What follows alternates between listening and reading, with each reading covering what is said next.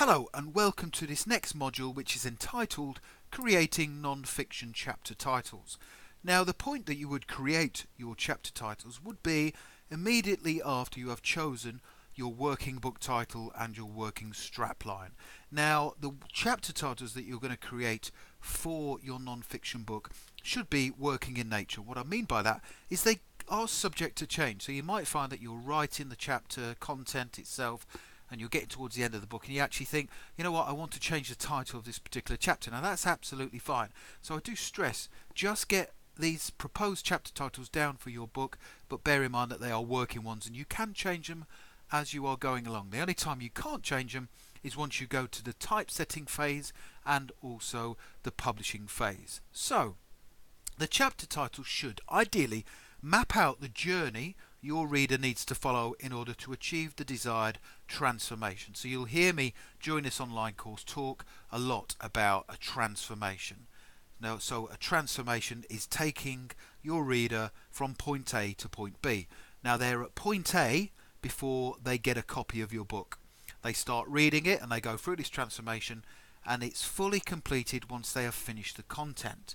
So I focus heavily on creating a transformation for my readers, and it allows me to create great content and also receive very good reviews for the majority of books that I published. So to give you an example, the transformation for my first book, which was entitled How to Become a Firefighter, was to take a wannabe firefighter to the journey of being able to pass the selection process and start their firefighter recruitment course.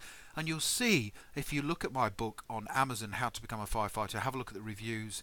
You know, this 20 plus 5-star really positive reviews from people who've been on a journey. They found it helpful, and even some people have got in the fire service after using the book, because I specifically create a transformation. Now, the danger of creating non-fiction book content that is poor in nature is that you just go online, you research what's out there and you put it into your own words. Now, you would do that for some of your chapter titles as long as it's in your own content. However, the way to create very good strong content is to build on this transformation. Okay, the transformation is the stepping stone, the journey that someone needs to go on to be able to achieve a desired outcome, and you are more likely to get really good reviews for that. So in a nutshell, the transformation is a change, modification or alteration. In terms of non-fiction books, the transformation should always be a positive one. So what's the end goal? And you might decide before you put the chapter titles together what the end goal is. So think to yourself, what is the end goal for my readers? Where do I want to get them to from where they are right now? So a common question that I get asked a lot is, how many chapters does my book need to be? Most authors think that their book needs to be 10 chapters. Okay, it doesn't need to be 10 chapters. The answer is it needs to be as many or as little as it takes to achieve the desired outcome, the transformation. So some books that I've seen might have 7 chapters, even 5 chapters. Some books will have up to 20 chapters. So just plot the journey. Okay, plot the journey to take someone through this transformation. That will give you an idea as to how many chapters there are. So for example, if you're getting to lots and lots of chapters, say you've got 20 or 20 plus chapters, what you might decide to do is think, okay, there's too many chapters here, it looks too cumbersome, the book, it looks too heavy. So what I'll do is I'll amalgamate some of the chapters or some of the sections together to bring it down to a more manageable amount for my readers. So it might be 12 or 14 chapters.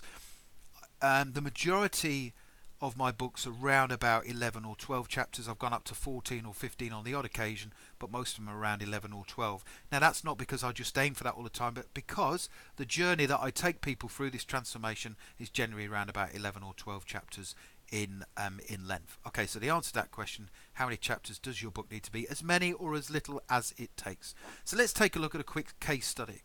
So this is a book. I'm not writing this book, but I'm just giving you a case study, an example of me choosing a book title and a strapline, and then the proposed working chapter titles for this particular subject. So I'll go through each of them and I'll explain why I'm doing it. Just to reiterate, I'm not writing this book and I have no intention of writing this book either. Okay. Case study. I've carried out my research and I've identified that there is a market for a book entitled how to be confident. Okay, lots of people lack confidence and self-esteem, so there is a market for that. How to be confident, and my strapline is a step-by-step guide to boosting self-esteem and confidence in just 7 days. So you notice that I put a time element to this transformation. I put 7 days. Now that will help the book to sell, because somebody will get this and think, I can do all this in 7 days. Now obviously the content has to be able to deliver that promise. Okay, you can't just put a time frame in a strapline or a title and not actually deliver that within the book. So therefore this would say to me that there needs to be some kind of delivery over a 7-day system. And what you might do in regards to this kind of book is you'd split it up into 7 chapters. Perhaps I haven't done in this case study, but that's an option you could do. Day 1, day 2, day 3, this is what I want you to learn over this period of time. And it can help to sell books if you put a time frame into the strapline. You don't have to do it, and I don't do it for the majority of my books. However, I know it can help with sales. So just to prove that there is a market for this, there was 3,600 searches for how to become confident on Google using the keyword planner tool every month for how to become confident. So there is a market for it. So these are my proposed working chapter titles. First of all, I'm going to create an introduction to the book, and it's an introductory section that explains who I am or who you are and why you are qualified to write the book. It does help to sell books if you are qualified to write it. What I mean by that, I don't mean specific qualifications, although that might be the case, but like for example with a lot of my career books that I wrote, I had actually been through the selection process for all of these, and a lot of the jobs I've been offered, so therefore I was qualified to write because I'd actually been there and done it. Same with my fire service book, I'd been in there for 17 years, I knew what I was talking about. Okay, so it's far easier to sell a book like that if you have got the expertise in the area. Then also, part of the introduction will be why you decided to write the book. So think to yourself, why am I writing the book? Maybe people have approached you on a number of occasions and said to you, can you help me because you're an expertise in this area? So think about why you decided to write the book and put it in there. How the reader should approach the book. Now, there are many different ways to read a non-fiction book. Sometimes it's done from beginning to end, reading all the chapters in sequence, or sometimes you might suggest that the reader might dip in and out of specific sections or chapters that are relevant to them based on their needs. So do say to the reader, this is how I recommend you approach the book. Then tell them what you're going to teach them. Okay, because you say I'm covering a number of different sections within here, and we will take a look at what the problems are that may be causing you to have a lack of confidence and low self-esteem. I'll also explain the system that I'm going to teach you. I'll give you some tips for improving confidence on a day-by-day basis. I'm including exercises in here, etc. So what are you going to teach the reader? Tell them. And also how the reader can connect with you. And I will do this in the introduction or at the start of the book. So you can say to them, connect with me on Facebook or Twitter, and put your social channels in there. Also, as you know, I teach this heavily, is that on the first page, after the copyright page of the book, you might even just put in text, go to my website now, where you could offer them some downloadable kind of resource, and that might be an additional bonus chapter. Okay, it might be an audio file that people can listen to, like a free motivational audio file where you're coaching someone, and they go to your website and they download that document for free in exchange for a name and an email address. And what you're doing then is you're building a connection with your readers, which allows you to upsell different kind of products or services if that's what you want to do with your book. Some people don't want to go that far. That's the kind of thing I do. I want to build up a relationship with my readers. So chapter 1, the benefits of high self-esteem and confidence. So you're selling the idea now. Within this chapter, determine the end goal. What will the reader be able to do once they have read all of the content? So you're basically laying out the transformation, and this gives them reassurance. It gives them an end goal, something to work towards when they are reading the content. They know they're going to be transformed, providing they follow your teaching strategies and tips, etc. Now this is your opportunity to sell the benefits of your particular teaching methods. You might say here that you have given an example of where you've helped people in the past, and you might say that people who have read my book have commented and they've said that this is how it makes them feel once they follow my system, so it does work. The next one, why you might be feeling the way that you do. Within this chapter, provide reassurance that lots of people suffer from low self-esteem and confidence. However, also explain that the way the reader is going to feel, so you're confident in your teaching, the way they're going to feel after reading your content and following your advice will be entirely different. So you need to be confident when you're teaching. When you're writing your content for your book, for a non-fiction book particularly, be confident. Okay, you have to have the confidence in your ability. Okay, now don't forget to list the different symptoms of low self-esteem or confidence and the impact this can have on a person's life. That's what I would do if I was writing this particular section. Okay, then I'm going to provide a case study to give people a bit of reassurance. So within this chapter, I'm going to create a case study which explains how someone that I have previously taught or mentored went on a transformational journey from low self-esteem to massive levels of confidence. So early on in the book, we're giving people the self-belief. We're building the foundations for strong self-belief and confidence. Now note, case studies are a great way of providing your readers with proof that your methods really do work. Okay, give them proof. Now of course, when you're writing your content, you might not have a case study. That's okay, but what you can do, as you have written and published the book and it's been out for a few months and you've been coaching people and helping them, you can go back to the book and amend it, and you can add sections with case studies to provide proof of where you have helped people achieve their transformational goals. Okay, chapter 4, the spoken word, what to say and what not to say. Now within this chapter, give examples of what people can say, or conversely what they should not say, in order to boost confidence and self-esteem. You may also decide to give scenario-based situations that provide tips on how people are able to deal with specific situations in order to boost their own confidence. Okay, so that can work extremely well. Next one, chapter 5, the power of no. It's the power of saying no. Within this chapter, I'm going to explain the benefits of saying no to people. One of the problems associated with people who suffer from low self-esteem or confidence is they feel they have to say yes to everything, and then it becomes all in on top of them. They feel overawed with everything that they have to do because they've agreed to do everything. And for those people who are confident like myself, you realise that when you have the power to say no, and you're able to do it, you don't say no to everything, but once you start saying no to things that you don't want to do, then that is extremely powerful and it can help your confidence. And people will start to respect you more too. Now this could be a short, snappy chapter that does not have to be too long in length. Okay, chapter 6, positivity attracts. Within this chapter, provide information and advice on how the reader can change their mindset to be more positive in their life. If they are positive, they will attract positive people and positive situations. Now this is basically a lesson on the law of attraction, which many of you will be aware of, which in turn can build confidence and self-esteem. Chapter 7, the thoughts in your head. Within this chapter, provide an insight into how we think can have a dramatic impact on how we behave and how we act. You should also aim to provide examples in this chapter which people can relate to. So we're trying to relate to our readers all the time to give them confidence and help them on that transformational journey.